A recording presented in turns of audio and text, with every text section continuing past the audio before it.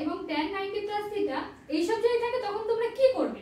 প্রথমে যখন দেখবে যে 90 এর সাথে কিছু যোগ আছে, ঠিক আছে, তখন তোমরা প্রথমে কি হবে, সাইনটা চেঞ্জ হয়ে যাবে, cos চেঞ্জ হয়ে যাবে, tan চেঞ্জ হয়ে যাবে, ঠিক আছে। তাহলে প্রথমে লিখে নিই, সাইনটা কি হয়ে যাবে, সাইন হয়ে যাবে cos এ, ঠিক আছে, cos থিটা। cos কি হয়ে যাবে, cos হয়ে যাবে না, cos হয়ে যাবে sin এ, sin থিটা। tan কি হয়ে যাবে, tan হয়ে যাবে cot এ, তাহলে cot থিটা। এখানে sec হয়ে যাবে cosec এ, cosec থিটা। এবারে প্রশ্ন হলো চিহ্নটা কি হবে। তোমরা দেখো এই 90 প্লাস থিটা কোন কোয়াড্রেন্টে পড়ছে, এই যে 90 প্লাস থিটা মানে r2 এদিকে যাচ্ছে, গেলে কোন দিকে যাচ্ছে, প্লাস মানে এখানটায় মানে সেকেন্ড কোয়াড্রেন্টে যাচ্ছে। সেকেন্ড কোয়াড্রেন্টে কি কি পজিটিভ, sin এবং cosec। তাহলে এখানে sin আছে, sin তাহলে এখানে যখন পড়বে এখানে পজিটিভ হয়ে যাবে।